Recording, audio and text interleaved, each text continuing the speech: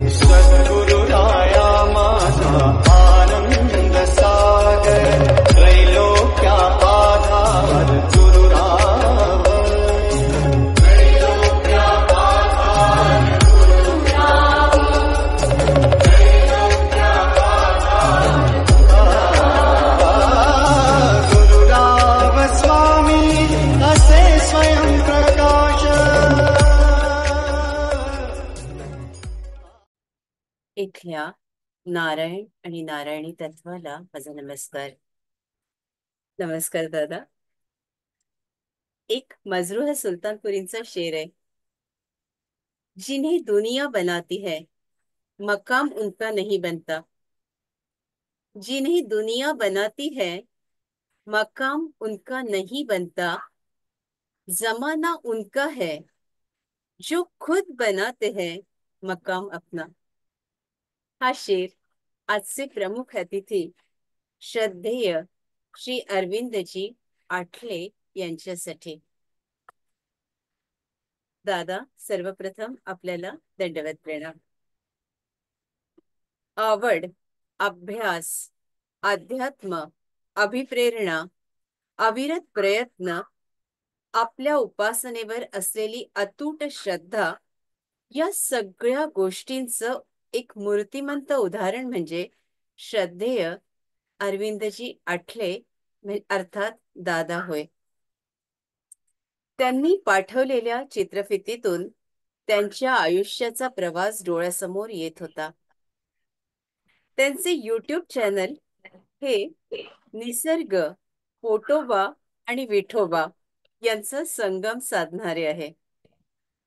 वयाच्या 77च्या आसपास असणाऱ्या दादांचे 34,800 सबस्क्रायबर्स आणि 1,500 व्हिडिओज त्यांनी पोस्ट केलेले आहेत. 6-7 वर्ष त्यांनी हठयोगाचा अभ्यास केला. त्यानंतर रिझर्व्ह बँक आणि घर हे सगळं सोडून गुरूंच्या शोधात त्यांच्या आयुष्याचा प्रवास सुरू झाला. यात त्यांना खंबीरपणे साथ देणाऱ्या त्यांच्या सहचारिणी श्यामलाताई, सारा संसार, मुलांच्या जबाबदाऱ्या या एकट्या माऊलीनं सांभाळल्या. त्यात झालाच कधी फोनवर संपर्क, अर्थात आधी आतासारखे मोबाईल तेव्हा नव्हते, तर फोनवर संपर्क झालाच तर तुम्हाला संन्यास घ्यायचा आहे का? असेल तर माझी पूर्ण साथ आहे. हा दिलेला विश्वास तर शब्दातीत आहे.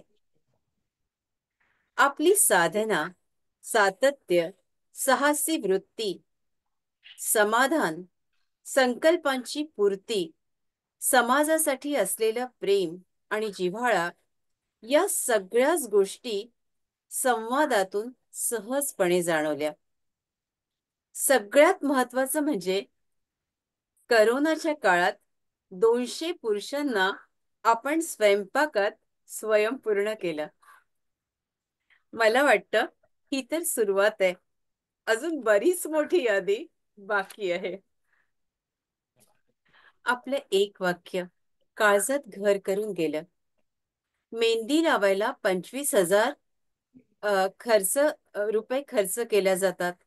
मात्र ब्राह्मणांची सेवा घेऊन त्यांना देण्याची वृत्ती समाजात नाही.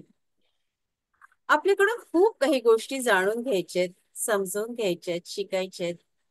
4x7च्या आकाराच्या खोलीत आपण 4 महिने तपश्चर्या केली आहे, साधना केली आहे. आपली साधना जवळपास 27 वर्षांची आहे आणि 50 गुरूंचा सहवास आपल्याला लाभलेला आहे, आशीर्वाद आपल्याला मिळाले आहेत. आता आपल्याकडूनच जाणून घेऊया दादा. थेट संवाद आता आपला. धन्यवाद दादा. पुन्हा एकदा नमस्कार. नमस्कार. मी अरविंद आठले. नॉर्मली माझ्या चॅनलचं हे पहिलं वाक्य असतं. युट्यूब चॅनल मी सुरू केलं कारण गुरुची महती समजावी. आपली फार प्रचंड परंपरा आहे, हजारो वर्षांची परंपरा आहे आणि गुरूंची परंपरा ही आपली प्रचंड मोठी आहे. गुरु म्हणजे काय, हा एक फार मोठा प्रश्न आपल्याला दरवेळी सगळ्या समाजाला पडतो, की हे इतके लोक त्या गुरुच्या मागे का लागतात, उद्दिष्ट काय गुरु असण्याचं. तर गुरुचं उद्दिष्ट समजण्यासाठी आपण स्वतःच्या आत जाणं आवश्यक आहे. अरे उलट कमलों में पलट देखले मौजा, घट घट में नाथ विराजा, अशी रचना आहे संतांची. हे आत उलट म्हणजे काय आहे हे गुरु शिकवत असतो. त्यामुळे गुरुची प्रचंड महती आहे. आपण आपल्या अनुभवाने जाणारा फार क्वचित कोट्यावधीत एखादा साधक असतो. गुरुची आवश्यकता असणारे आणि बहुतेकांना ते आवश्यकता सुरुवातीला वाटत नाही, परंतु नंतर खाच खळगी जेव्हा लक्षात यायला लागतात त्या त्या खाच खळग्यातून हात देऊन वर काढणारा जो असतो तो असतो गुरु. मी एक छान पुस्तक वाचलं, ठकार बहुतेक त्यांचं लेखकाचं नाव, की गुरुची स्थिती कशी असते तर तो वर बसलेला असतो टेकडीच्या वर, आणि खालून सगळे येणारे सर्व साधक त्याला दिसत असतात. त्याचे जे काही उपासक असतात, शिष्य असतात, तर कोण कुठे अडलेला असतो हे त्याला वरून समजत असतं. त्याला खड्डा दिसतो, त्याला समजा एखादा ओहोळ वाहत असेल, ओढा वाहत असेल तर तो कसा पार पडावा, त्याच्याजवळ कुठे पूल आहे, त्या पुलावरून कसं येऊन पुन्हा पहिल्या गाठीला कसं यावं, हे सगळं तो गुरु शिकवत असतो, कारण त्याला ते वरून दिसत असतं. गुरु एक फार प्रचंड अशी तत्वज्ञानी संस्था आहे असं म्हटलं तरी चालेल.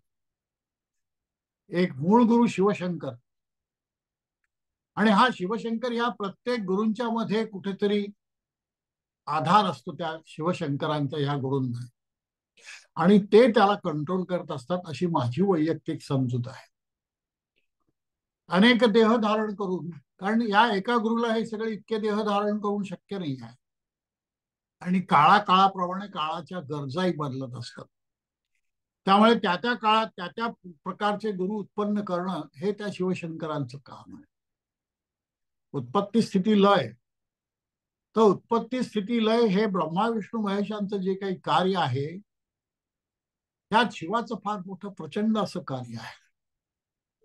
प्रत्येक गोष्टीचा लय झाला पाहिजे. आपल्या जीवन कार्याचा लय होणं, जीवन साफल्य ज्या ठिकाणी होतं त्यावेळी त्या जीवन कार्याचा लय होतो, आणि हे जीवन साफल्य करण्यासाठी गुरु आपल्याला मदत करत असतात. तुम्ही कोण आहात, मूळ कोण आहात तुम्ही, हे गुरु आपल्याला समजावून सांगत असतो.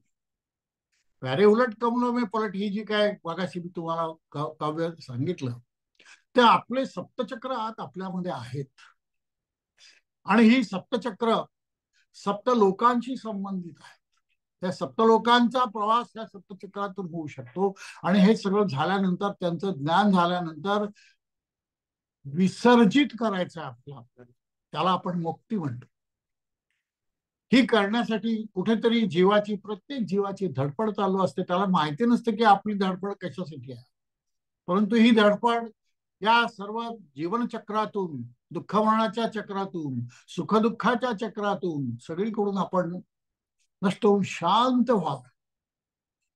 शेवटी शांत होणं हे आपलं उद्दिष्ट असतं, पण ते नकळत आपण घडत असतो. आपल्याला माहित नाही आपण या उद्दिष्टाप्रती कसं चालतो, परंतु ज्याला थोडीफार कल्पना येते तो त्या क्षणी साधक होतो. एखाद्या गुरुला शरण जातो, आणि शरण गेल्यानंतर गुरु त्या टाकीचे घाव घालतो त्या दगडावर. आपण दगडासारखे असतो, काही आपल्याला समजत नसते, अज्ञानी, प्रचंड अज्ञानी. मोठे मोठे लोक सुद्धा प्रचंड अज्ञानी असतात. समाज ज्यांना खूप ज्ञानी समजतो असेही लोक काही वेळा प्रचंड अज्ञानी असतात, कारण स्वाभिमान उत्पन्न झाला की मिळालेलं ज्ञान सगळं नष्ट होतं हेही त्यांच्या लक्षात येत. त्यामुळे हा स्वाभिमान नष्ट होणं हे फार मोठं काम आहे, आणि हे काम गुरु करत असतो. ज्या क्षणी तथाकथित गुरु ढळतात त्या क्षणी त्यांची अवस्था समाज काय करतो हे आपण काही उदाहरणं सध्या समाजामध्ये बघतो आहोत. जेव्हा मी कोणी आहे ही भावना पुन्हा उत्पन्न होते, आत्मसन्मान जागृत होतो, अहंकार जागृत होतो, आणि हा अहंकार जागृत झाल्यानंतर त्याचं गुरुत्व त्या ठिकाणी संपतं, आणि त्याचा गुरु त्याला शिक्षा देतो. ही शिक्षा कशा प्रकारची आहे ही उदाहरणं समाजात आपण सध्या बघतो आहोत. अध्यात्माचा अर्थ माझ्या आत जाऊन डोकावून मी कोण आहे, मी मूळ कोण आहे हे शोधणं, हे अध्यात्म आहे. पण हे अध्यात्म शिकण्यासाठी आपण गुरुकडे जात असतो. गुरु हे तत्व आहे. अनेक शरीरातून तो काम करतो. मग ते स्वामी समर्थ असतील, पावस्य असतील, अजून कोणी असतील, हे सगळे गुरु एका विशिष्ट तऱ्हेने बांधण्याचं काम हा भगवान शिवशंकर करत असतो.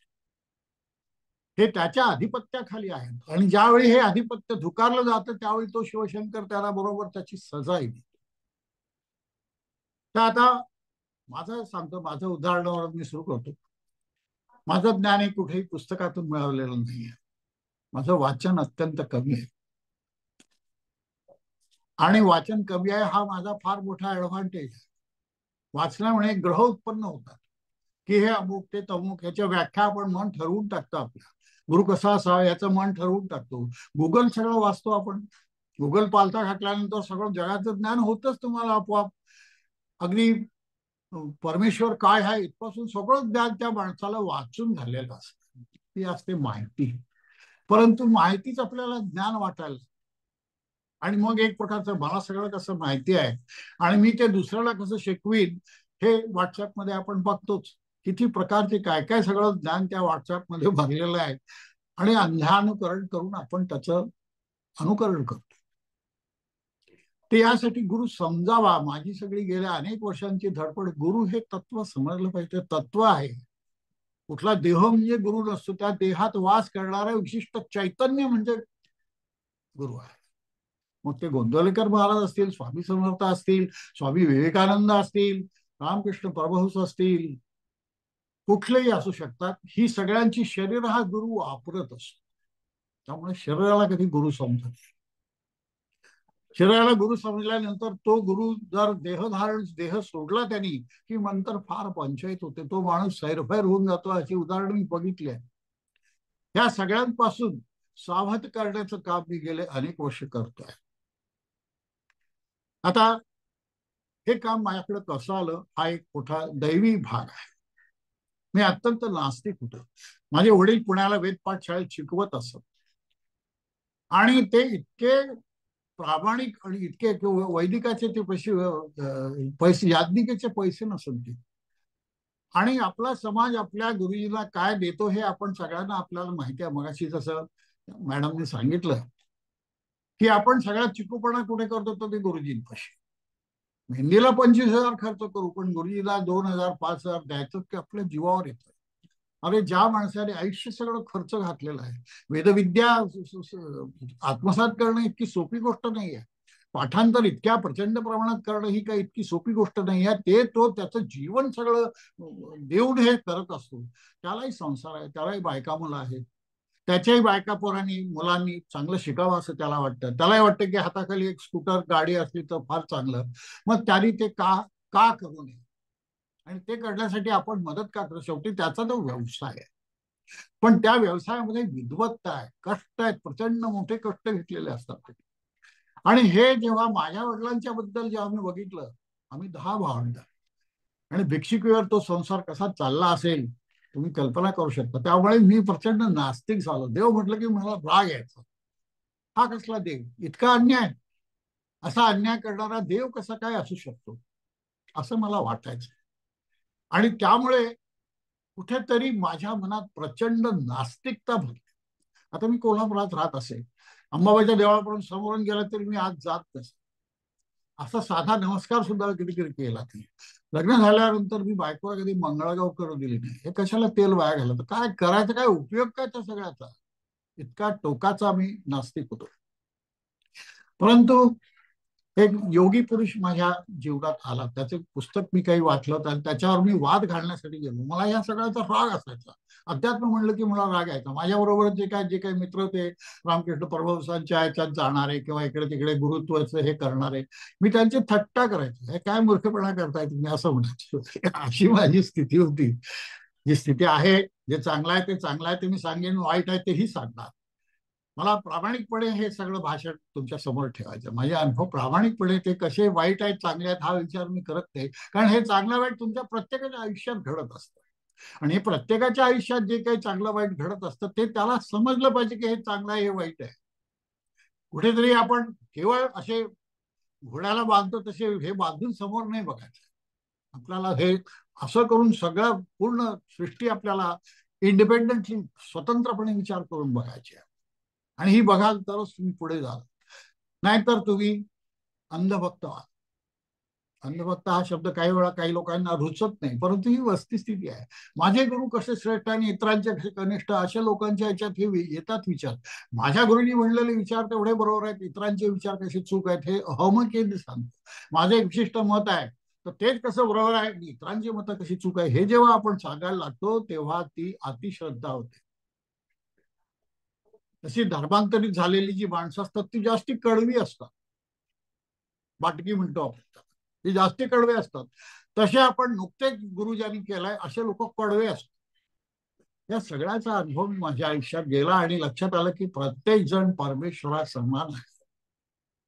जेव्हा माझी केव्हा गुरूंची भेट झाली तेव्हा त्यांनी मला पहिलं वाक्य सांगितलं की मी जसा तुझ्यात आहे तसा इतरांच्यातही आहे आणि इतरांच्यात पाहायला मला शिक.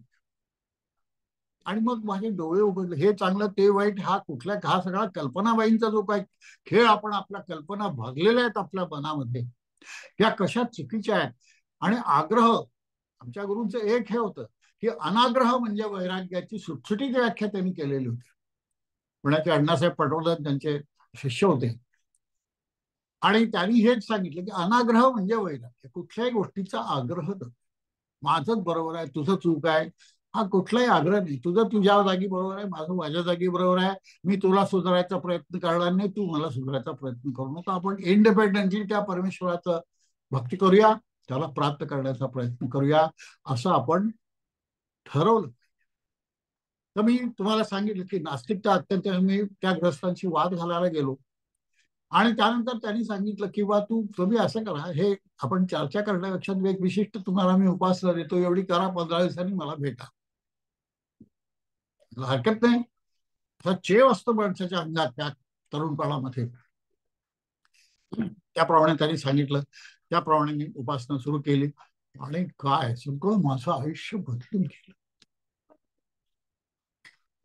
मला दुसरं उपासनेशिवाय काही सुचेना, असा ध्यास लागला. काही अनुभव असे काही आले की माझं कुठेतरी प्रचंड पूर्वीची पुण्याई माझी जागृत झाली आणि मग पूर्वजन्म स्फूर्ती मला त्यावेळी झाली.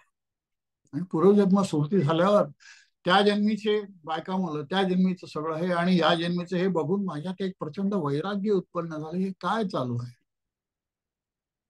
मग अध्यात्माचा मला अर्थ समजायचा. हा अर्थ समजता समजता मी त्याच्यात खोल डुबलो त्या पाण्यामध्ये. मग प्राणायामाचा अभ्यास सुरू केला. गणपतीची उपासना मला सांगितली होती. प्राणायामाचा मी अगदी केवळ कुंभक पर्यंत अभ्यास केला. 2 वर्ष मी केवळ मधला जो हे आहे त्याच्यात राहू शकतो. कुंभक, पूरक रेचक कुंभक ह्याच्या हे आहेत, पूरक कुंभक रेचक. त्या कुंभकामध्ये कित्येक काळ मी राहत असे, केवळ कुंभक अशी ती अवस्था आहे. आणि मग वेगवेगळ्या हे होतात, कृती होतात वेगवेगळ्या. त्यानंतर भस्रिका होते, नवली, गर्भासन, अशी अनेक वेगवेगळ्या प्रकारची हातून माझ्या घडायला लागली. शरीर ते करायला लागलं. मी इंडिपेंडंट पाहायला लागलो, हे माझं शरीर काय करत आहे. मी म्हणजे शरीर नाही, हे मी शिकलो काय.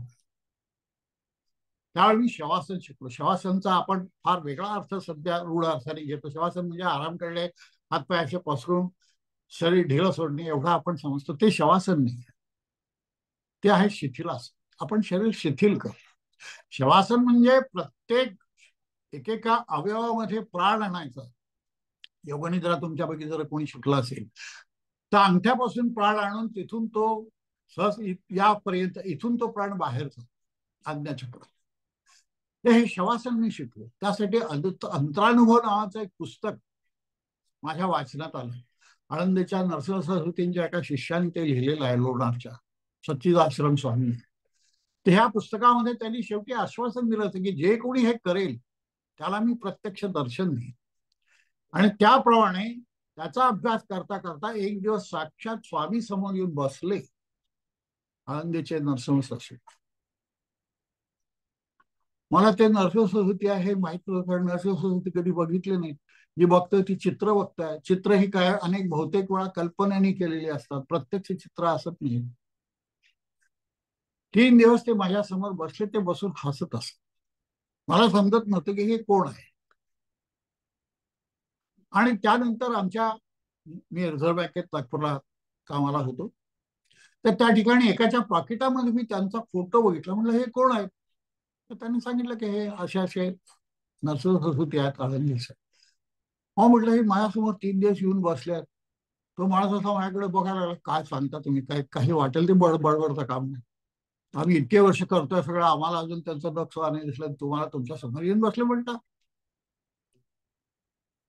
काय असा असा कोणाचा विश्वास नाही बसत. आणि विशेषतः माझ्यासारख्या नास्तिक माणसावर तर कोण विश्वास ठेवणार. त्यामुळे शेवटी मी त्यांचा पत्ता मठाचा घेतला आणि त्यावेळी आळंदीला बुवासाहेब गोडबोले नावाचे गादीवर होते, त्यांच्या मी भेट झाली. 1 दिवस 2 दिवस मी राहिलो मठामध्ये. त्यांचा माझा रुग्णालयामध्ये नसल्यामुळे आमचं काही विशेष बोलणं झालं नाही. फक्त दर्शन झालं, महाराजांचं दर्शन झालं, समाधीचं दर्शन झालं आणि मी परत आलो. आता ह्या ज्या वेगवेगळ्या क्रिया होतात त्या अंतरानुभवाचे हे. त्याच्या आधी मी काय जनार्दन स्वामी म्हणून नागपूरला एक फार प्रख्यात संन्यासी होऊन गेले, योगी होते. त्यांच्याकडून योगासन आणि इतर प्राणायाम किंवा हे एवढं शिकलेलं होतं. यापेक्षा योगाचा जास्ती प्रसार आहे हे मला माहिती नाही. तो सगळा या ग्रस्तांच्या सहवासात आल्यानंतर झाला. त्यानंतर मग मी व्याख्यानं द्यायला सुरुवात केली. साताऱ्याच्या जलमंदिरमध्ये किंवा गोव्याला डिचोलीमध्ये किंवा इकडे तिकडे अशी माझी व्याख्यानं व्हायला, पुण्याला गीता धर्म मंडळामध्ये. आणि हे जसं वाढायला लागलं तस तसं ज्यांनी मला शिकवलं त्यांना असं वाटायला लागलं की हा आपल्या डोक्यावर बसणार. आणि मग त्यांनी माझी खरी परीक्षा त्यांनी म्हणण्यापेक्षा मी गुरुनी पाहिली असं समजतो. मी कोणाला शारीरिक गुरु समजत नाही. त्यांनी खच्चीकरण करायचं ठरवलं. हे नाकापेक्षा मोठी जड कधी कोणी होऊ देत नाही. हे संप्रदायात तितकंच सत्य. जेव्हा ते संप्रदायाचे जे अनुभवी असतात ते जेव्हा खरेच पोचलेले नसतात, कारण उलट त्यांना आनंद व्हायला पाहिजे की आपला शिष्य एवढा मोठा होतो, तसं होत नाही. लाता खाव्या लागतात. आणि त्यानंतर माझ्यावर अशा प्रकारचे काही आरोप करून मी त्या ह्याच्यातून मला बाहेर व्हावं लागलं, त्यांच्यापासून दूर व्हावं लागलं. आणि दूर झाल्यानंतर माझ्या जीवनात इतका प्रचंड दुःख आलं. 12 वर्ष मी अतिशय वाईट अशा अवस्थेत, कोणी कल्पना नाही करू शकत अशा घडलेल्या अवस्थेत मी 12 वर्ष काय. आता हे काढणं ही काही सोपी गोष्ट नव्हती. 12 वर्षाचा काळही काही कमी नव्हता. मग त्यानंतर फिरता फिरता आमची काही मित्रमंडळी, आम्ही बद्रीनाथला गेलो होतो. तर त्या बद्रीनाथमध्ये एका संन्यासाची माझी भेट झाली. त्यांचं नाव होतं परमानंद अवधूत. या संन्याशांनी माझं सगळं आयुष्य बदलून टाकलं. मी त्याला म्हटलं की मी गुरुच्या शोधात गेले 12 वर्ष, मी अत्यंत विपन्नावस्थेत आहे आणि मला काय करावं काय समजत नाही. असं वाटतं की आत्महत्या करून द्यावी. कारण काय, आई वडिलांपेक्षा जास्ती मान ज्यांना आपण दिला त्यांनी जर आपलं असं खच्चीकरण केलं तर तो माणसाला ते सहन करणं शक्य होत. त्यामुळे मी व्यसनाधीन झालो. ही जी विपन्नावस्था म्हणतोय ती व्यसनाधीनता होती. अतिशय काळ घरच्या लोकांना त्यामुळे त्रास झाला. मी पत्नीला म्हणत असे की माझा पूर्वजन्माचे गुरु मला आठवतात, ते मला आज ना उद्या यातून बाहेर काढतील. आणि त्या योजनेप्रमाणे मला बद्रीनाथला या परमानंद अवताराची भेट झाली. त्यांनी उपदेश केला, त्यांच्या पायावर डोकं ठेवलं. मी रडलो गळा. पण ते म्हणे मी काय तुमचा गुरु नाही, पण तुमचे गुरु तुम्हाला लवकरच भेटतील. तुम्ही परत जा आणि तुकारामाचा आदर्श ठेवून वागा. मला माझ्या अंगात तर ते योगाची भरलेली होती की मी म्हणजे कोणी योगी आहे, योगशास्त्रातला प्रवीण आहे, ही एक भूमिकाची काय मनातली होती ती माझ्या डोक्यात भरलेली होती. ते म्हणे नाही, तुम्ही भक्तिमार्गी आहात, तुम्ही योगी नाही. आणि भक्तिमार्ग स्वीकारा, तुकारामाचा आदर्श घ्या. त्या बद्रीनाथला मला तो माणूस सांगते की तुम्ही तुकाराम घ्या. आणि मग आल्यानंतर तुकारामांचं एक चरित्र मला मिळालं. आणि हे चरित्र वाचल्यानंतर मला समजलं की मी कुठे चुकतोय. छोटस इंग्लिश मधलं चरित्र होतं. मी कुठे चुकतोय हे माझ्या लक्षात आलं. आणि मग ठरवलं की आता गुरुशिवाय काय नाही. गुरु भेटल्याशिवाय आपल्या आयुष्याला काही अर्थ नाही. जे काही आपण विपन्नावस्था भोगलेली आहे ह्याच्यातून बाहेर पळायचंच आहे, पण त्याला हात धरणारा गुरुशिवाय कोणी असू शकत. आणि मग मी ठरवलं की आता नोकरी सोडायची, कारण नोकरी करून हे सगळं करणं ही इतकी सोपी गोष्ट नाही. मी हे करीन, ते करीन, मी अध्यात्मिक करीन, मी छान संसारही करीन, मी छान अमुक करीन, संसार माझा सुखाचा होईल आणि तरीही मी माझ्या सगळं आध्यात्मिक अवस्था गाठीन, असं असत नाही. आपल्या या कल्पना भोळसट कल्पना असतात. या तुम्हाला काही लोकांना हा शब्द आवडला नाही, परंतु नॉर्मली आपण भोळसट असतो या क्षेत्रात, हे मी अनुभवातून सांगतो.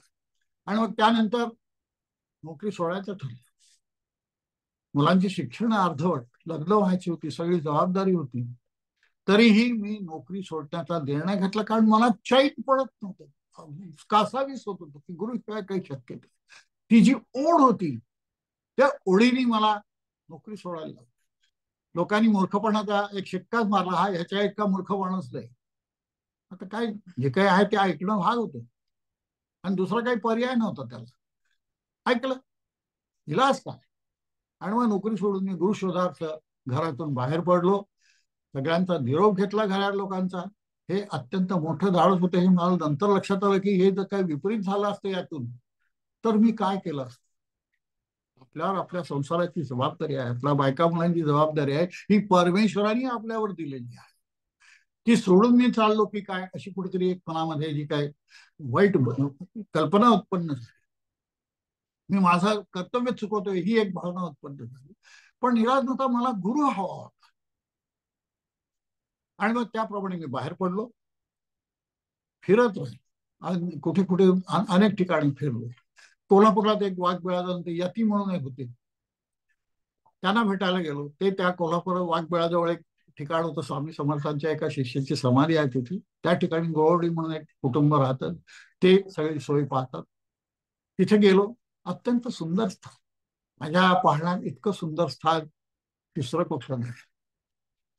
तर त्या ठिकाणी गेलो, त्यांची भेट घेण्याचा प्रयत्न, पण ते नेमके त्या दिवशी आदल्या दिवशी तिथून वाडीला गेले. मग तिथून वाडीला आलो. वाडीला गेलो तर त्याच्या समजले की ते रत्नागिरीला गेले. तिथून रत्नागिरीला गेलो, पाठलाग. परंतु रत्नागिरीला समजलं की ते आणखी कुठे तिसरीकडे गेले. आता हे असं किती फिरत बसलं. शेवटी निराश होऊन परत आलो आणि आळंदीला फिरत फिरत, त्यावेळी मी गाणगापूरला गेलो आणि गोंदवल्याला गेलो. असे ज्या ज्या ठिकाणी कुठे असे काही अशी सोय असते असं वाटतं, त्या अशा अशा सर्व ठिकाणी फिरत फिरत मी आळंदीला जातीने आहे धर्मशाळा आहेत, ब्राह्मण धर्मशाळा, बाळ्यांची धर्मशाळा, शिंप्यांची धर्मशाळा. त्याप्रमाणे एका ब्राह्मण धर्मशाळेत मी गेलो, 2-3 दिवस राहिलो. आणि मग तिथून मला सांगितलं की इथे एक लग्न आहे, आता तुम्हाला रिकाम करावं लागेल. तर तिथून मी या नरसोबतींच्या मठामध्ये आलो. तिथे माझी सोय झाली. मठामध्ये मी गुरुचरित्र वाचायला सुरुवात केली. गुरुचरित्र हा फार मोठा प्रामाण्य ग्रंथ आपल्याकडे समजला जातो, त्यामुळे तो फॉलो करायचा असं ठरलं. गुरुचरित्र वाचायला सुरुवात केली आणि काय हो माझं नशीब, त्या दिवशी रात्री प्रत्यक्ष महाराज माझ्या समोर नरसिंह साहेब, ते मला काही प्रश्न विचारत होते आणि मी काही उत्तर देत होते, पण ते मला दिसत नाही. त्या पूर्ण माडीवर मी एकटाच होतो. पावसाळ्याचे दिवस असल्यामुळे कोणी बाकी लोक आले नाही. आणि मग ते मला म्हणाले, काय करतोय? असं गुरुचा शोध. मी सांगितलं, जा घरी परत. म्हटलं, तुम्ही सगळं सांगता ठीक आहे, पण तुम्ही मला दिसत का नाही? त्यांनी फक्त एकच वाक्य सांगितलं की वैराग्य आल्याशिवाय माझं नखही दृष्टी पडत नाही. विवेक आणि वैराग्य ह्या 2 मुख्य गोष्टी आहेत. ह्या अध्यात्मात लक्षात घ्या, विवेक आणि वैराग्य आल्याशिवाय काही होत नाही. अलिप्त तुम्हाला राहता आलं पाहिजे. आणि हे जोपर्यंत तुम्हाला येत नाही तोपर्यंत तुम्ही कितीही पटकलीत तरी तुम्हाला गुरु मिळणार नाही. वेळाला तर बंधू गुरु समाजामध्ये भरपूर पसरलेला आहे, तसा मिळेलही एकदा, परंतु गुरु नाही मिळेल. आणि मग त्यांनी घरी मला परत पाठवलं आणि गुरुचरित्राची पारायण कर, तुझा मार्ग आज ना उद्या प्रशस्त होईल. त्यानंतर मी आलो, परत आलो घरी. 6 महिने मध्ये गेले होते आणि त्यांनी जे काही उपासना सांगितले त्याप्रमाणे सुरू केले. पुढे मला कारंजाला जाण्याची इच्छा होती. दत्त जयंतीला आपण कारंजाला जाऊ. 8 दिवस आधी गेलो, तिथे एक पारायण केलं आणि पारायण केल्यानंतर तिथून मी धुळ्याला जायचं ठरवलं. त्या ठिकाणी एक संन्यासी आले होते. काही माझ्या मनात जे काही अशी घालमेल होते, आपल्याला वाटतं की कुठेतरी एक भगवे कपडे घातलेला माणूस दिसला की त्याच्यासोबत आपलं मन मोकळं करायचं, आपल्या शंका विचारायच्या. त्याप्रमाणे त्या संन्याशांकडे मी गेलो. ते आत एका खोलीमध्ये बसलेले होते. मी जाऊन शेजारी बसलो. तर त्यांनी माझ्याकडे फक्त असं नजरेने बघितलं. खाली ही माझी जागा आहे, मी वर आहे. हा भाव ज्याला आला त्याचं आयुष्य खरोखर फुकट गेला आणि ते त्यांना समजत नाही. त्याच्यात उच्च आपपर भाव आला की हा सामान्य माणूस आहे आणि खाली बसावा, मी उच्च आहे, मी संन्यासी आहे. अहो, अभिमान जात नाही हो. नुसते भगवे कपडे घातल्याने अभिमान जात नाही. त्याच्यासाठी प्रचंड उपासना लागते, गुरुला शरणागती असावी लागते. त्यामुळे मला जो काही उपदेश पहिला केलेला होता की मी दिसायचा असेल तर मी सगळ्यांमध्ये आहे आणि त्या सगळ्यांमध्ये मला पाहायचा प्रयत्न कर, त्यामुळे आपोआपच माझ्यातला अपपर भाव नष्ट झाला. हा कोणी उच्च आहे आणि मी कोणी खळ आहे असं माझ्यात कधी राहिलंच नाही. उद्या प्राईम मिनिस्टरशी बोलायचं झालं तरी मी इक्वल लेव्हलनी बोलीन, कारण माझ्यात हा अपपर भाव नाही. मला मी कोणी खालचा आहे, ते कोणी वरचे आहेत हा भाव माझ्यात राहणार नाही, कारण ते मला पूर्वी शिकवलंय. आणि मग मी काही त्यांना विचारायचा प्रश्नच नव्हता. मला लक्षात दिलं की हे पोकळ वास आहे. मी काही विचारलं नाही, परत आलो. त्या ठिकाणी दत्त जयंती केली. तिथून मी धुळ्याला आलो. धुळ्याला आमच्या महाराजांचं एक पीठ आहे, तिथे पद्मनाभ स्वामींची एक समाधी आहे. या समाधी त्यांचे इथे पट्टशिष्य योग मार्गातले होते. त्या समाधीत तिथले जे दीक्षा देणारे होते त्यावेळी श्रीरामभाऊ रुद्र नावाचे त्यांचे पारंपरिक दीक्षा देणारे त्या ठिकाणी होते. त्यांची भेट घेतली, पण मला असं काही विशेष वाटलं नाही त्यांच्यात. हे असं असतं, इथे असावं लागतं माणूस समजण्यासाठी.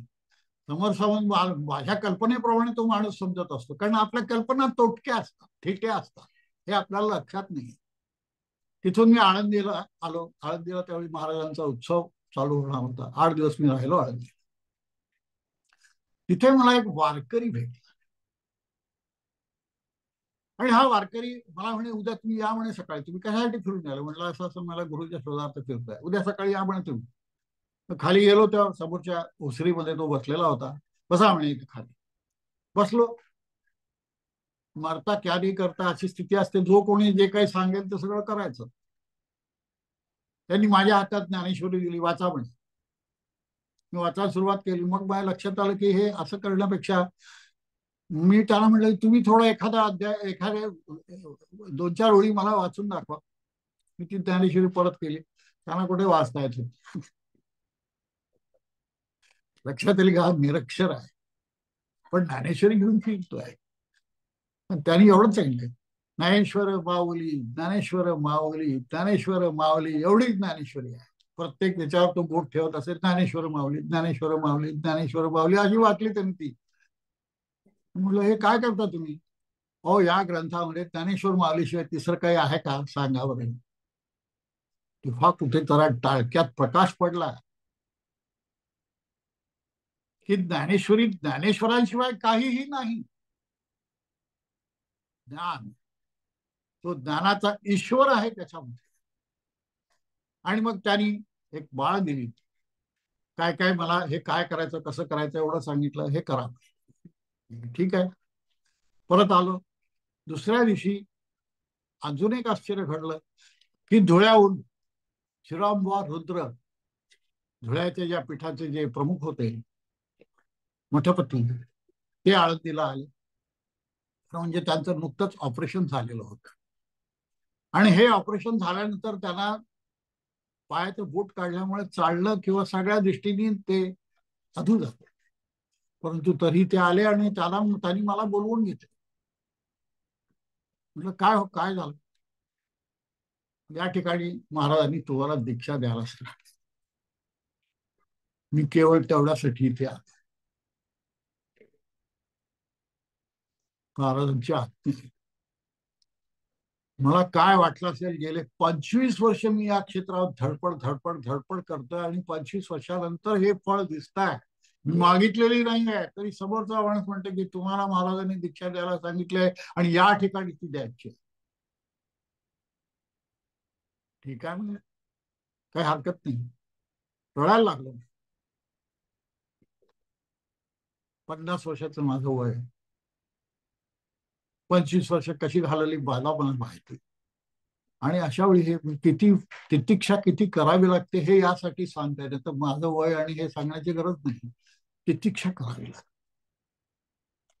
आणि मग दुसऱ्या दिवशी त्यांनी सकाळी त्या ठिकाणी मठामध्ये मला दत्त संप्रदायाची दीक्षा दिली. त्या दीक्षेचं वर्णन मला खरोखरच माझं कुठेतरी प्रचंड पूर्वेची पुण्याई असली पाहिजे तेव्हाच ते झालं. कारण त्यांनी जसं तो महाउपचार केला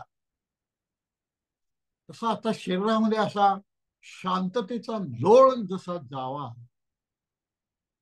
तसं शरीर झालं. असं एकदम त्याचं वर्णन मला नाही शब्दात करत. परंतु मी फार एकदम बदललं. आतलं शरीर रेणू रेणू माझा बदलला असला पाहिजे. कारण त्या प्रचंड शांततेचा अनुभव मी त्या ठिकाणी घेतला. आणि हे घेतल्यानंतर दीक्षा काय आहे ह्याचा अर्थ मला समजला. फक्त त्यांनी एक सांगितलं की मी काय तुमचा गुरु नाही आहे. तुम्हाला जरी मी दीक्षा दिली असली तरी तुमचे गुरु महाराज आहेत. मी काय तुमचा गुरु नाही आहे.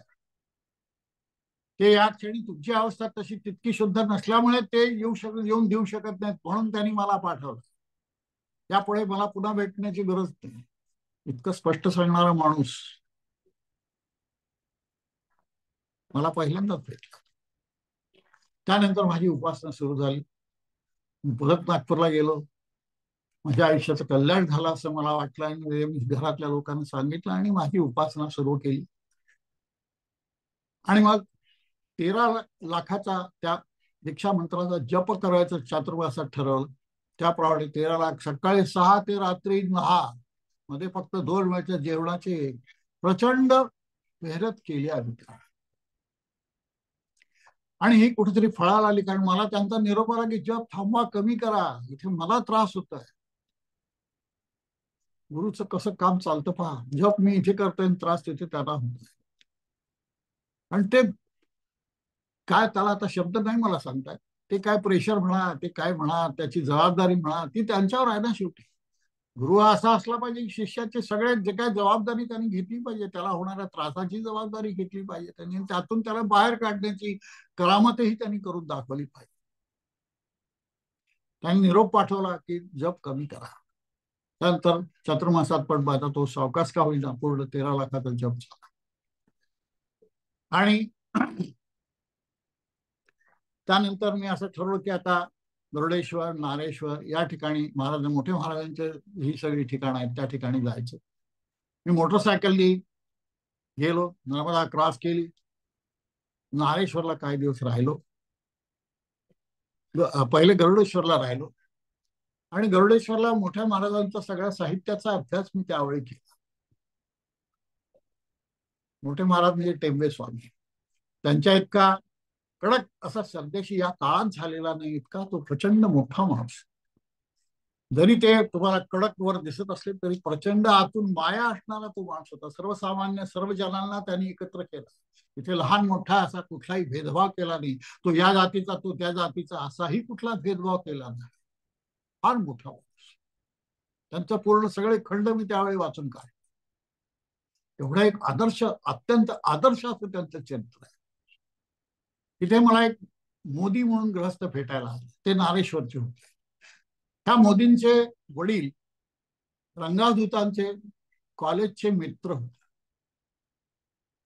आणि मोदींची रंगादूतांची सगळी काळजी त्या मोदींच्या वडिलांनी घेतलेली होती. त्यांचं स्वतःच तिथे घर बांधलं होतं त्यांनी. त्या मोदींचा पुतळा आहे त्या ठिकाणी. ते त्यांनी एक माझं जे काही सगळं आयुष्य बघितलं, मला म्हणे चला. मग मोटरसायकलनी त्यांना मागे घातलं आणि आम्ही नारेश्वरला गेलो. नारेश्वरला का गेलो हे नंतर तुम्हाला आता या बोलण्याच्या ओघात समजणार आहे. तर त्या ग्रस्तांच्या घरीच राहिलो. त्यांना अत्यंत आनंद झाला की चांगला साधक आपल्याकडे आलेला आहे, त्याची सगळी छान सोय केली पाहिजे. तो अत्यंत प्रतिष्ठित ग्रस्त त्यावेळेचे त्या ठिकाणी ते होते. आणि मग मी तिथे एकदा एक गुरुचरित्राचं पारायण करायचं ठरवलं. जसं इकडे केलं गरुडेश्वरला, तसं आता नारेश्वरला. आणि काय भाग्याचा योग कसे असतात बघा. या ठिकाणी एक पांडे नावाचे तिथले गृहस्थ तिथल्या दवाखान्यात ते काम करत असत डिस्पेन्सरी म्हणजे, ते माझ्याकडे आले आणि मला ते म्हणे की एका गृहस्थाने तुम्हाला बोलवलेलं आहे. मला काय समजा ना की इथे मला हे करणारे कोण. त्यांनी सांगितलं की अवधूत बाल नावाचे शिष्य आहेत, ते रंगावधूतांचे परम शिष्य आहेत, 92 वर्षाचे आहेत आणि तुम्हाला भेटायला त्यांनी बोलवलेलं. तर मला काही समजा ना, मला भेटायला बोलवल्याचं काय कारण, आम्ही कोण आणि मी त्यांना माहिती कसा. परंतु शेवटी मोटरसायकलवर त्याला पांड्यानं बसवलं आणि आम्ही दोघं जण त्या अवधूत बालांकडे गेलो. अवधूत बाल हे कलकत्त्याचे ग्रस्त संन्यासी रंगावधूतांचे शिष्य. त्यांनी मला बघितल्यावर बाकी जे काही सगळी मंडळी तिला म्हणे जा तुम्ही मला यांच्याशी बोलायचं. मलाही काय समजा हे काय चालू आहे. मग त्यांनी मला सांगितलं की महाराजांनी तुम्हाला माझ्याकडे पाठवलंय, तुमच्या मनात अनेक शंका आहेत, त्या सर्वांचं निरसन मला करायचं.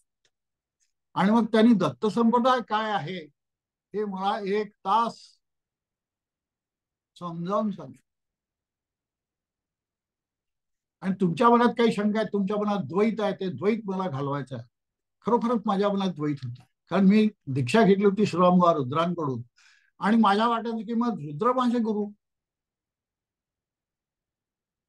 पण ते ते तर म्हणाले की मी तुमचा गुरु नाही आहे, तुमचे गुरु महाराज. महाराज का रुद्र, महाराज का रुद्र, असे एक द्वैत 2 वर्ष माझ्या मनात ते चालू होतं. ते म्हणे तुम्हाला त्या शंकेचं निरसन करण्यासाठी माझ्याकडे पाठवा. आणि त्यांनी म्हटलं की तुम्हाला दीक्षा देताना काय सांगितलंय किंवा ते तुमचे गुरु, मग गुरूंची आज्ञा पाळणार नाही का म्हणे तुम्ही, तुमचे ते गुरु संपलं. इतकं सोपं उत्तर होतं त्याचं, पण हे मला सुचलं नव्हतं. त्याप्रमाणे मग त्यांनी पूर्ण दत्त संप्रदाय काय हे सगळं समजावून सांगितलं, त्यांनी मला उपदेश केला. आणि मग तिथून माझी नारेश्वरची सगळी सफलता झाल्यानंतर मी पुन्हा माझा जवळ तिथे मुलगा राहत होता जवळ, त्या ठिकाणी गेलो. तर त्या ठिकाणी बऱ्हाणपूरला त्यावेळी माझा मुलगा होता धाकटामध्ये.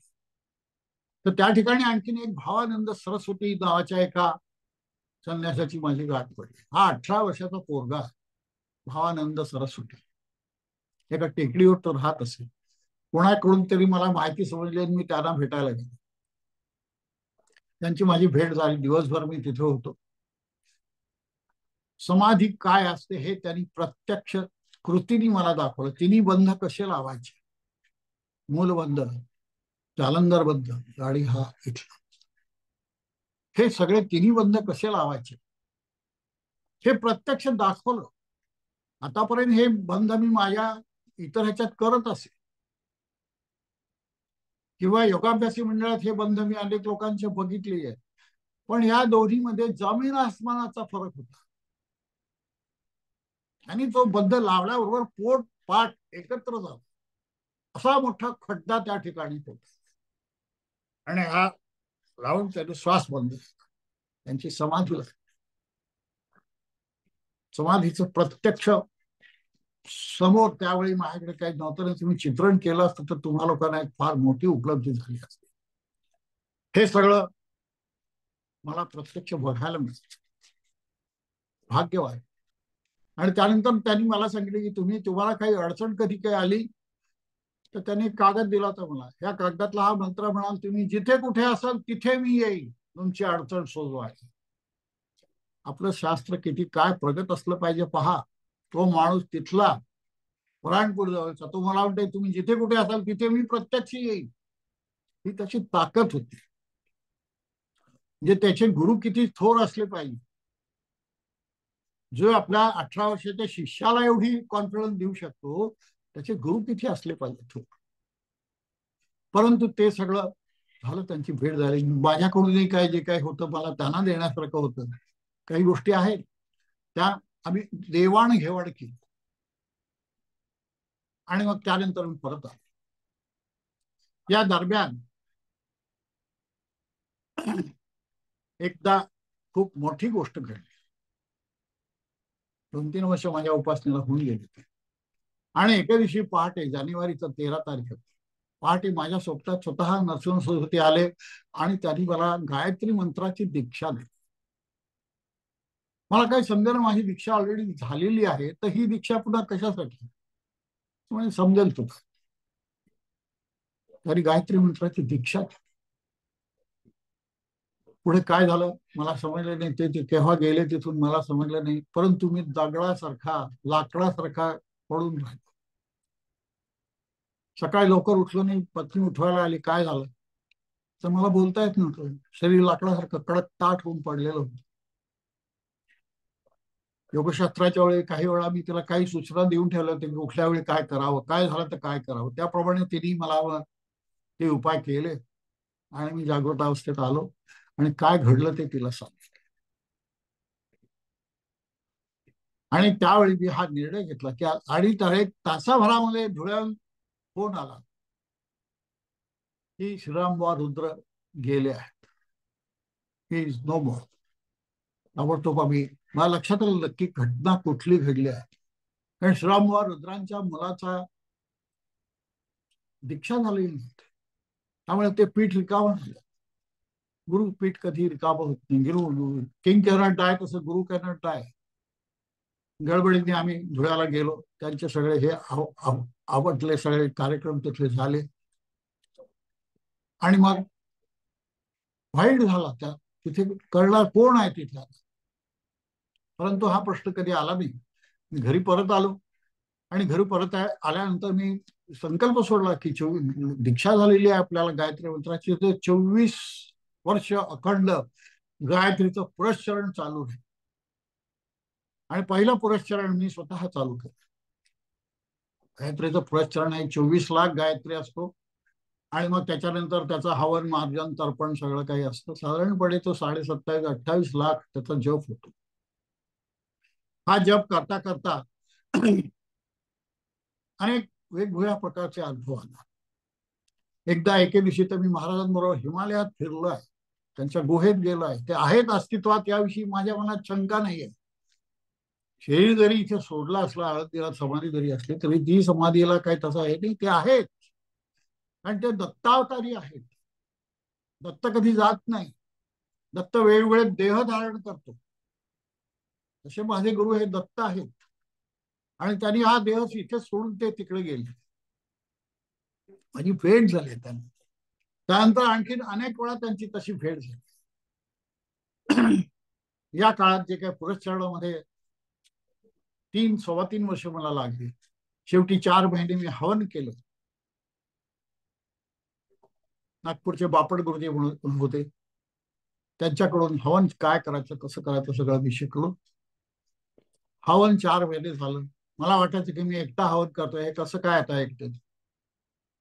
आणि एक दिवस मला असं दिसलं की मी हवन करता करता समोर महाराज येऊन ते स्वतःही माझ्याबरोबर हवन करतात. मला अक्षरशः असं मी कोलमडून गेलो की काय चालू आहे. माझं सगळं उच्चारण बंद झालं. पत्नी तिथे पूजा करत होती, तिला काय समजा हे काय चालू आहे. माझं हवन बंद आहे, पण हविष्यार्न जे काय होतं ते सगळं चालू आहे. यज्ञ चालू आहे, तो भडकतोय, त्याच्यामध्ये आहुती चालू आहे.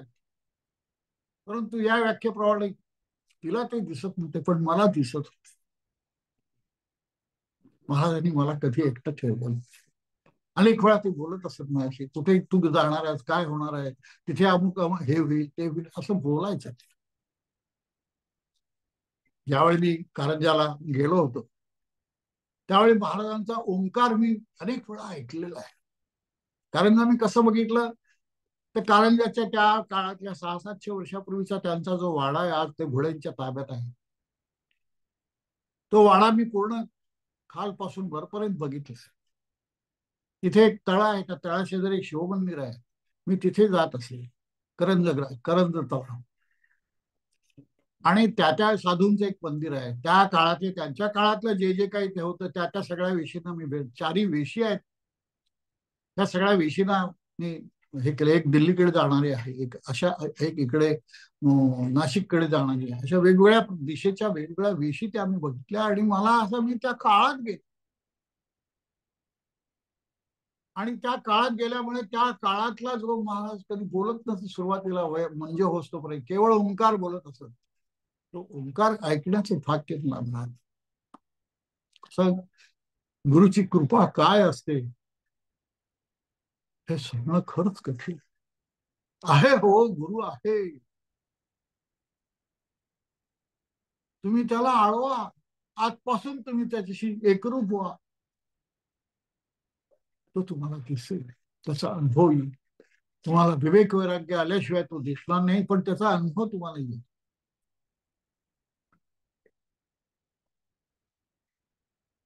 तर अशा प्रकारे जेव्हा मी त्या धुळ्याला त्यांच्या अस्थी शिरवल्या, कुठं थोडस आपण भरकटलो, पुन्हा मूळ याच्यावर येतो. त्या ठिकाणी मला महाराजांनी सांगितलं नंतर की बा तू 4 महिने या ठिकाणी जाऊन राहा. त्या ठिकाणी एक छोटीशी जागा होती, त्याला आता ध्यान मंदिर म्हणतो. आधी 4x8 किंवा 7 अशी ती जागा आहे. तर मला सांगितलं की तू त्या ठिकाणी 4 महिने राहायचं आहे, ते संगमरवरी बांधून घे, त्याचा सगळा खर्च कर. त्याप्रमाणे मी तिथे ती सगळी ती बांधून घेतली. मुलांना फोन केला, मोठ्या मुलाला, त्यांच्या अशी काही आहे का जागा, मी इतक्या वर्षात कधी बघितली ना. पण त्यांनी सांगितलं हो अशी आहे. म्हटलं असं असं मला हे झालेलं आहे, मी तिथे 4 महिने येणार आहे राहायला, आणि तुम्ही ती जागा बांधून घ्या, त्या जागेत मी राहणार. त्याप्रमाणे आषाढी एकादशी चातुर्मास सोहळ्याच्या वेळी मी तिथे गेलो. 4 महिने मी डोळ्याला राहिलो. या 4 महिन्यात माझा हा चालूच होता गायत्रीचं पुरस्करणाचं सगळं. त्यावेळी एकदा ती भागवताचा अभ्यास त्या ठिकाणी मला करता आला. खूप सुंदर भागवत आहे. ज्यांनी भागवत वाचलं आणि ज्याच्या डोळ्यात पाणी आलं नाही, ज्याला परमेश्वराचं प्रेम उत्पन्न झालं नाही, असा माणूस मिळणारच नाही. भागवत वाचा. भागवत तुम्हाला सगळं शिकवतो. धर्म काय आहे शिकवतो, प्रेम काय आहे शिकवतो, भक्ती काय आहे हे भागवत शिकवत असतो. तर अशा प्रकारे त्या भागवताचा अभ्यास त्या ठिकाणी झाला. चातुर्मास जसा संपत आला, गुरुद्वादशी आली. गुरुद्वादशीच्या 2-3 दिवस आधी मला सूचना महाराजांनी दिली की या ठिकाणी तुला 5 लोकांना दीक्षा द्यायची आहे. आता मी कुठल्या अधिकारांनी देणार, आणि माझा अधिकार लोकांनी का मानावा. परंतु त्या 5 लोकांना सांगणं तर मला भाग होतो. त्या 5 लोकांना मी सांगितलं की असं असं आहे, या दिवशी तुमची दीक्षा होणार आणि तुम्ही या, सकाळी या आणि समाधीला अभिषेक सुरू करा. मला तिथे असताना रोज समाधीला 108 प्रदक्षिणा घालण्याची सवय होती. गायत्री म्हणत मी 108 प्रदक्षिणा त्या समाधीला घालत असतो. तशा त्याही दिवशी सुरू केल्या. आदल्या दिवशी मला वाटलं की इथून पळून जावं, कुठल्या अधिकाराने मी देऊ आणि लोकांनी का मानायचं, काय होईल त्या, कसं होईल. परंतु जाऊ शकत नव्हतं. शेवटी प्रदक्षिणा चालू झाल्या आणि घालता घालता माझा मी राहिलो नाही, एवढंच सांगू शकतो. ते एक चैतन्य होत, माझं शरीर नव्हतंच त्या ठिकाणी.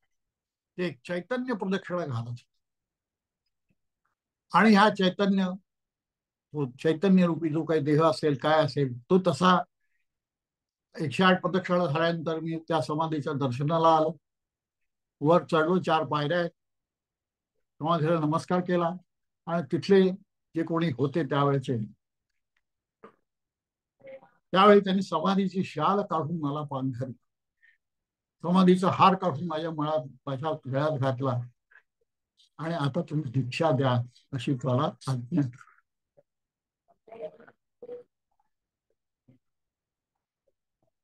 हे असं काही घडलं, पण मी भानावर, मी अरविंद आठले नव्हतोच त्या. हा विलक्षण अनुभव जो काही मला आला, त्याचं वर्णन, आणि त्या ज्या भावामध्ये जे काही जो चैतन्याचा अनुभव जो काही आहे तो मला शब्दात नाही वर्णन करता.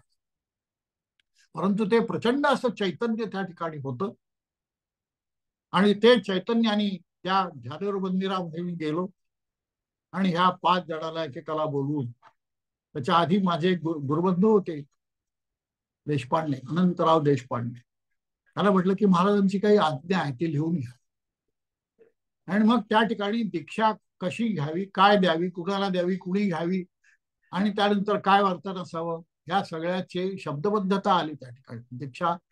दीक्षापत्र त्याला आपण म्हणून जे काय म्हणू, तर ते सगळं त्या ठिकाणी झालं. ते लिहून घेतलं त्या माझ्या गुरुबंधूंनी. आणि त्यानंतर ह्या 5 लोकांची दीक्षा झाली. त्यांची दीक्षा थोडी वेगळ्या प्रकारे झाली. नॉर्मल दीक्षा होते तशी यांची झाली नाही, कारण पद्मनाभ स्वामी योगी होते. तेव्हा योग आणि भक्ती अशा मधल्या मार्गाने ती दीक्षा झाली. कशी काय झाली हे मी सांगणार बरोबर नाही, पण ती झाली. तो संपूर्ण दिवस त्या चैतन्यात मी राहिलो. आणि त्यानंतर मी नागपूरला परत आलो. भगवताचा अभ्यास केलेलाच होता. आणि त्यानुसार मला सांगण्यात आलं की आता दत्त उपासना सोडून दे आणि विष्णूची उपासना कर. त्याप्रमाणे एक विष्णूची मूर्ती नाशिकला गेलो तेव्हा मिळाली. छान अतिशय सुंदर मूर्ती आहे ती मिळाली. त्याची प्रतिष्ठापना प्राण प्रतिष्ठा मी नागपूरला केली आणि मग त्या मूर्तीची आराधना मी सुरू केली. हा म्हणजे गणपती, दत्त आणि आता विष्णू अशी माझी उपासना ही बदलत गेली. हे झाल्यानंतर विष्णूची उपासना त्याच्याकडे पाहिलं की असे गळागळा पाणी यायचे. काय प्रेम असतं मूर्तीतही, किती प्रेम असतं. हा अनुभव दुसऱ्यांदा एकदा मी पुन्हा धुळ्याला घेतला. धुळ्याला दत्तमूर्ती होती, ती भंग पावली होती. त्याची प्राणप्रतिष्ठा पुन्हा नवीन मूर्ती तिथे बसवली आणि त्या नवीन मूर्तीची प्राणप्रतिष्ठा केली. तर पहिल्या मूर्तीतून दुसऱ्या मूर्तीत जेव्हा तो प्राण ओसला गेला तेव्हा ती मूर्ती अक्षरशः खदाखदा हसताना मी बघितली. कारण त्या दुःखातून ती मुक्त झाली. मूर्ती असेल तरी तिला दुःख होतं, कारण हात भंग पावलेला होता. मूर्तीत केव्हा प्रचंड सामर्थ्य असतं हे मी अनुभवलेलं आहे. मूर्ती पूजा ही किती आवश्यक आहे सुरुवातीला. त्याचं भगवंताचं प्रेम उत्पन्न होण्यासाठी मूर्ती पूजा किती आवश्यक आहे हे मी अनुभवलेलं आहे. आणि अशा प्रकारे 24 वर्ष त्यानंतर अखंड गायत्रीचं जे काही सगळं हे झालं, अनेक लोकांनी त्यात भाग घेतला. 11 लोकांनी हे गायत्री पुरस्कार केलं. 3-3 वर्ष 4 वर्ष याबद्दल. आणि त्यावेळी प्रचंड नियम पाळावे लागतात. बाहेरचं अन्न बंद आहे. अनेक त्यातले नियम आहेत गायत्री पुरस्काराचे. ते सगळे नियम पाळायचे. त्याचं हवन मार्जन तर्पण सगळं करून ब्राह्मण भोजन 240 ब्राह्मणांना नंतर भोजन द्यायचं असतं. हे सगळं 11 पुरस्कार 24 वर्षात झाली. आणि त्या सगळ्यांची सांगता आळंदीला महाराजांच्या मठामध्ये 2 वर्षापूर्वी झाली.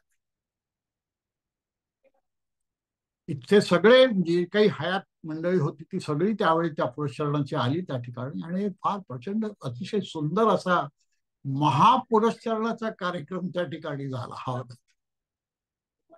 मला आनंद आहे की या सगळ्या गोष्टी माझ्याकडून त्यांनी करून घेतल्या. आणि त्यानंतर दुसरा एक पुन्हा त्याच्या आधी एक फार हृदय असा प्रसंग घडला. कारण श्रीरामबुवांची जरी मी हे घेतली असली तरी त्या रामाच्या पादुका होत्या. त्या पादुका मला परत करायच्या त्याची मला जाणीव होती. आणि 1-2 वर्ष गेल्यानंतर आज जे गादीवर आहेत दीपक बुवा रुद्र, ह्यांना मी ते सगळं पुन्हा परत केलं. त्यांना सांगितलं की मी तुमच्या आज्ञेत राहील. समाधी समोर मी त्यांच्या पायावर डोकं ठेवलं ज्यांना मी दीक्षा दिली. आणि सांगितलं की तुम्ही आहात आता. इथून पुढे काय करायचं झालं तर मी तुमच्या आज्ञेत राहील. तुम्ही या पीठाचे प्रमुख आहात. आणि त्यानंतर सर्व अधिकार त्यानंतर त्याला दिले. आणि इथून पुढे दीक्षा मी द्यायचं बंद केलं. असे एक एक रोमहर्षक असे कार्यक्रम अनुभव माझ्या वाट्याला. आणि त्यानंतर गेले 5-6 वर्षात मी हा प्रयत्न सुरू केला की गुरुतत्व काय आहे हे लोकांनी समजलं पाहिजे. शुद्ध प्रकारचं अध्यात्म काय आहे हे लोकांना समजलं पाहिजे. कुठल्याही गैरसमजुतीत कोणी असू नये. आणि वेगवेगळ्या प्रकारचे माझे आलेले अनुभव मी या युट्यूबवर प्रसारित केले. आपण ते बघावं. पुष्कळ तुम्हाला त्याच्यामध्ये आणि वेगवेगळे विषय घेतले. त्याच्यामध्ये खरं म्हणजे वेगवेगळ्या संतांची चरित्र घेतली की संतांची चरित्र का घेतली तर या संतांनी हे मिळवण्यासाठी किती प्रचंड काबाड कष्ट केलेले आहे. म्हणून डोक्यावर हात ठेवून त्यांना काही मिळत नाही, स्वतः झिजावं लागतं. अनेक संतांची चरित्र मी या ठिकाणी घेतली. वेगवेगळ्या मंदिरांची वेगवेगळी अनुभव वेगवेगळे त्या त्या त्या यांचे हे घेतले, इंटरव्ह्यू, मुलाखत ज्याला आपण म्हणू, त्या यांचं सगळं, मग ते नवनाथ असोत किंवा अजून कोणी असोत, वेगवेगळं आता फार सुंदर समृद्ध असं ते चॅनल आहे. एवढं मला त्यात करता आलं ते सगळं मी त्यात केलं. नंतर पंढरपूर आणि वारकरी संप्रदाय याची संपूर्ण अतिशय सुंदर अशी माहिती आमचे मरा देशपांडे आहेत नागपूरचे, प्रचंड विद्वान माणूस आहे, महाराष्ट्र सरकारने त्यांचा गौरव केला असे ते, त्याच्याविषयी मी पुष्कळ काम केलं. म्हणजे श्रीपाद श्रीवल्लभ, गुरुचरित्रातली रहस्य, संस्कृत काव्य आणि नाटककार, स्वामी समर्थ, शंकर महाराज, नवनाथ संप्रदाय, देवी भागवत, स्तोत्र आणि मंत्रशास्त्र, असे अनेक विषय त्यातल्या तज्ज्ञ माणसांना बोलवून मी त्याची सगळ्यांची व्याख्यानं त्या ठिकाणी घेतली. काम चालू आहे. या सगळ्यांचं उद्दिष्ट काय की गुरु ही संकल्पना काय आहे ही समजा, त्याच्यामध्ये ध्यान, धारणा, प्राणायाम, इतर सगळ्यांची माहिती आपण द्यावी. सर्व प्रकारची माहिती एका ठिकाणी त्या ठिकाणी मिळेल अशी सोय करावी. हे कार्य चालू आहे पुढे. म्हणजे आयुष्य आता मी 79 वर्ष आहे, वय झाले, परंतु मी हे कार्य करतो आहोत, जोमाने करतो आहोत. आपल्या सगळ्यांचं प्रेम या ठिकाणी मला मिळेल अशी मला खात्री आहे. तर या ठिकाणी मी तुमचा निरोप घेतो. काही चुकभूल झाली असली तर माफ करा. तुमचा निरोप घेतो. नमस्कार. दादा, आपण आमच्या हृदयात आहात. अजून काय बोलू? माझ्याजवळ शब्द नाही आहेत व्यक्त व्हायला. आम्ही सगळेजण आपल्याला ऐकत होतो, या हृदयापासून त्या हृदयापर्यंतचा संवाद होता.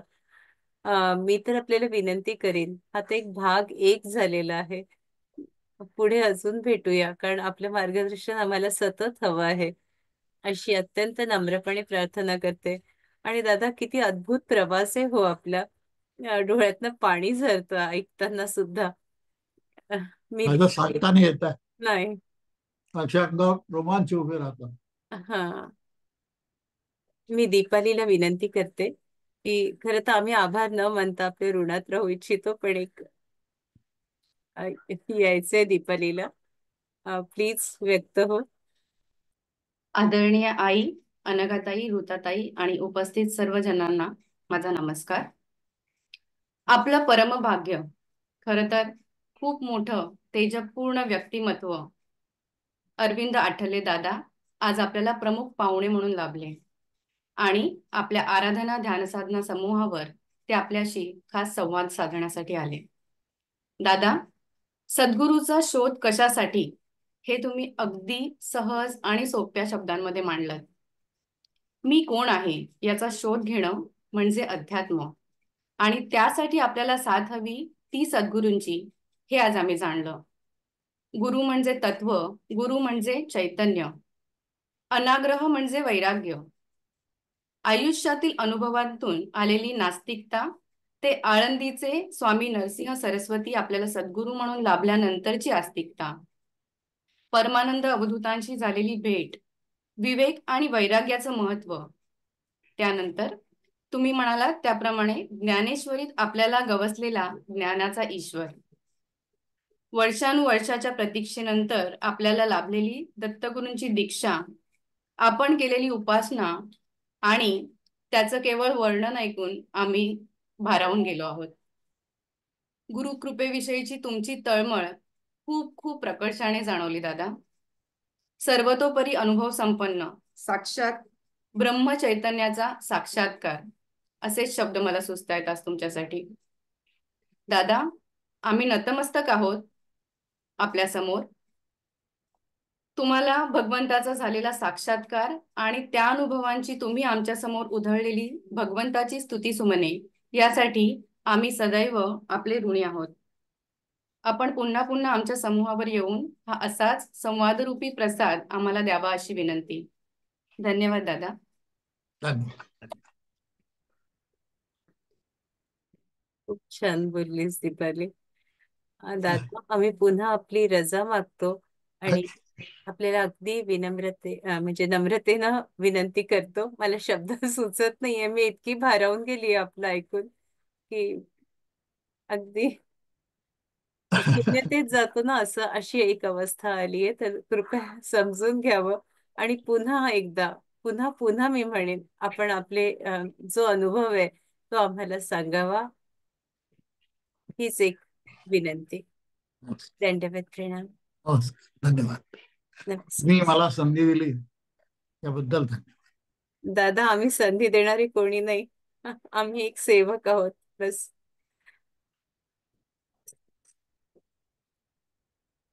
नमस्कार. Thanks.